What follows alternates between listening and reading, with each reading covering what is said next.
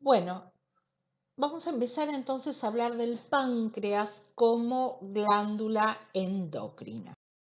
¿Recuerdan un poco en Fisiopato? Ustedes ya lo vieron el cuatrimestre pasado, que cuando hablamos de esta glándula, decimos que el páncreas tiene una doble función.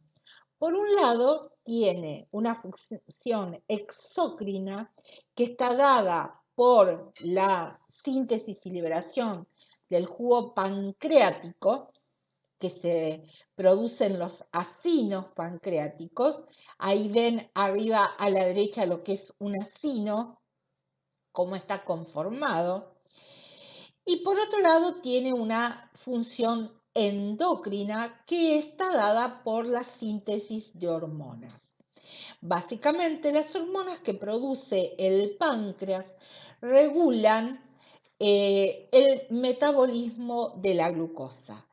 Abajo a la derecha ven los acinos pancreáticos y en el medio las células endocrinas que conforman lo que se llaman los islotes de Langerhans. Ahí están pintadas de diferentes colores las células, las que están en el centro, que forman el islote, las células que van a sintetizar los diferentes tipos hormonales que produce el páncreas. Muy bien, en cuanto al páncreas endocrino, produce 4 tipos de hormonas diferentes. Han sido clasificadas las células y nombradas en alfa, beta, delta y PP. Las células beta, que son las más importantes, se localizan en el centro del islote y producen insulina. Las células alfa, ubicadas en la periferia, es decir, en la parte más externa, son las que producen glucagón. Luego tenemos las células delta entre las alfa y las beta, que producen somatostatina. Y por último, las llamadas células PP, que están en toda dispersas, son más escasas y están en la parte externa, que son las que producen polipéptido pancreático. Cada una de estas hormonas, insulina, glucagón, somatostatina y polipéptido pancreático, cumplen diferentes funciones en la regulación del metabolismo de la glucosa. De las 4 hormonas, la más importante, sin lugar a dudas, es la insulina.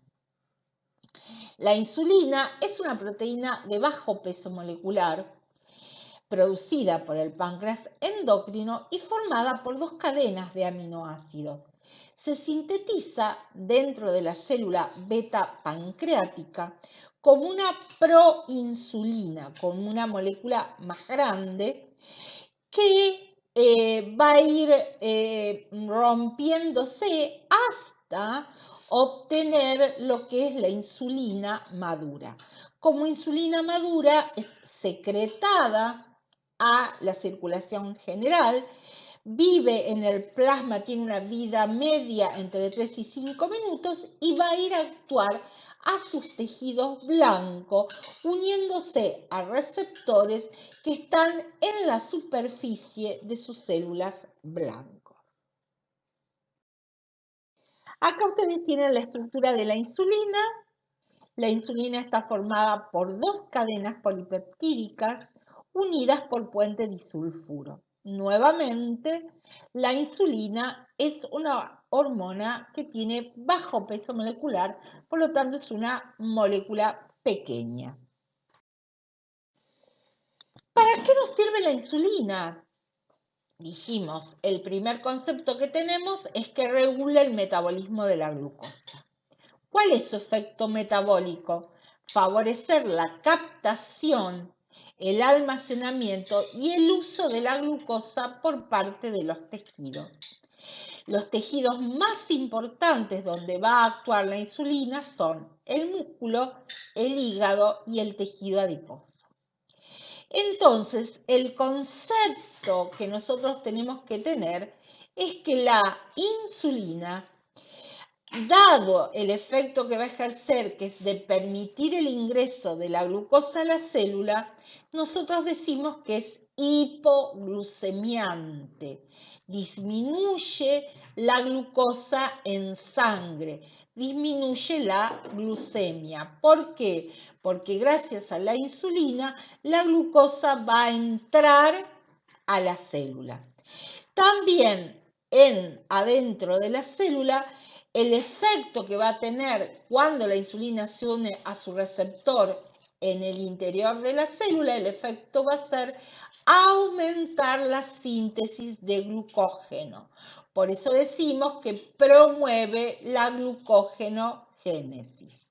También favorece síntesis y depósito de lípidos y también facilita la síntesis y depósito de proteínas. Ahora bien, la secreción de la insulina por parte del páncreas va a estar modulada, regulada, por un sinnúmero de factores. Hay situaciones o factores que aumentan la secreción de insulina por parte del páncreas endocrino y hay otros que la inhiben o disminuyen.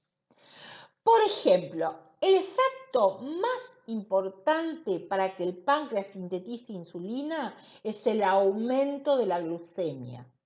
La insulina va a ser liberada del páncreas cuando aumenta la glucemia. ¿Y cuál es la causa fisiológica más frecuente? ¿Cuándo comemos? Cuando nosotros comemos y ingresa los hidratos de carbono a nuestro organismo y se degradan en nuestro aparato digestivo hasta obtener glucosa, esa glucosa pasa a la circulación general, por lo tanto aumenta la glucemia. En respuesta a este aumento de la glucemia, lo que va a ocurrir es un aumento en la síntesis y liberación de la insulina. También aumentan la liberación de insulina el aumento de los ácidos grasos y los aminoácidos en sangre. ¿Por qué?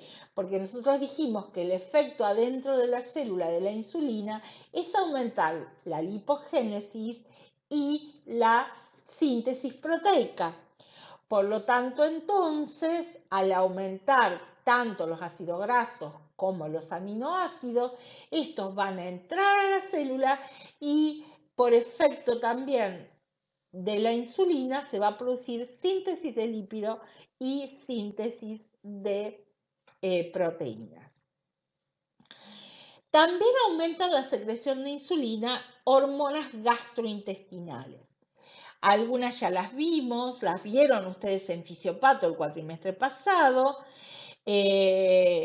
cuando vieron algo cuando vieron hígado, páncreas y vesícula biliar, es decir, cuando vieron vías biliares. Estas hormonas son la gastrina, la colecistoquinina, la secretina. Nosotros no la vamos a estudiar en endocrino, pero sepan que nuestro aparato gastrointestinal, tanto el estómago como el intestino, secretan también hormonas. No son glándulas endócrinas, son tejidos que tienen capacidad de producir hormonas. Hay otras hormonas que aumentan también la secreción de insulina, como por ejemplo la hormona de crecimiento, el cortisol. Y hay otras, fármacos que aumentan la secreción de insulina, se denominan sulfonilureas, son utilizadas en el tratamiento de la diabetes. También hay estimulación parasimpática, también los obesos tienen más secreción de insulina. Eso ténganlo en cuenta cuando ustedes valoran insulina en el laboratorio.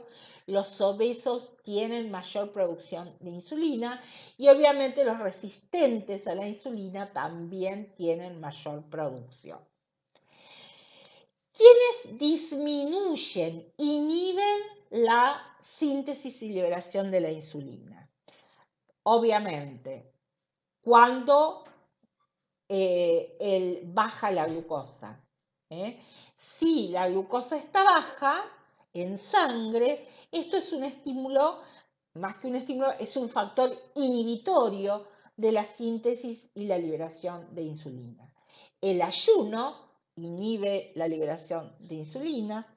La somatostatina tiene una acción inhibitoria. Las catecolaminas también tienen efecto inhibitorio sobre la síntesis y la liberación de la insulina.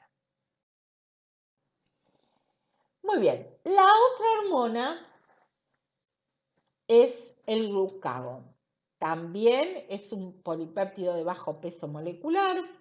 También su función es regular la glucemia, pero tiene el efecto contrario a la insulina. Recuerden, cuando nosotros hablamos en la primera clase de endocrino y hablamos de las funciones de las hormonas, dijimos que en nuestro organismo hay hormonas que actúan de manera antagonista, tienen efectos opuestos.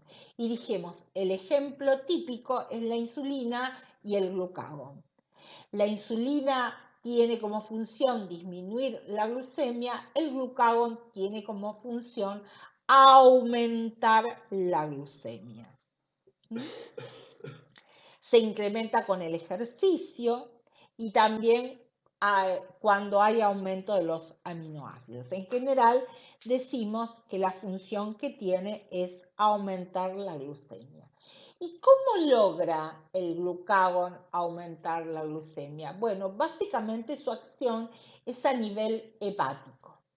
A nivel hepático, la acción que va a ejercer el glucagón es la glucógenolisis, romper la molécula de glucógeno. Recuerden que el mayor depósito de glucógeno en nuestro organismo es hepático. Entonces, el glucagón, uniéndose a receptores en el hígado, en los hepatocitos, lo que va a hacer es estimular la glucógenolisis, la liberación de glucosa desde la molécula de glucógeno.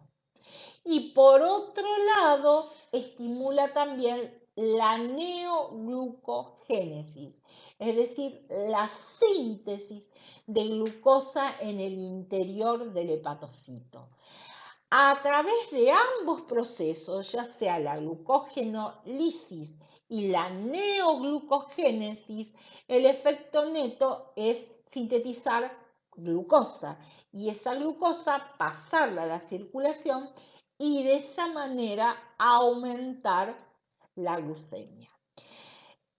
El glucagón es principalmente importante en los periodos de ayuno. Por ejemplo, cuando uno está durmiendo, en los periodos de sueño, donde nosotros no ingerimos alimento, igualmente los valores de glucemia en sangre permanecen estables.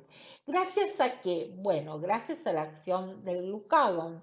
El glucagón lo que hace es liberar glucosa desde el hígado y de esa manera permitir que aún en condiciones de ayuno, los niveles de glucosa en sangre sean normales.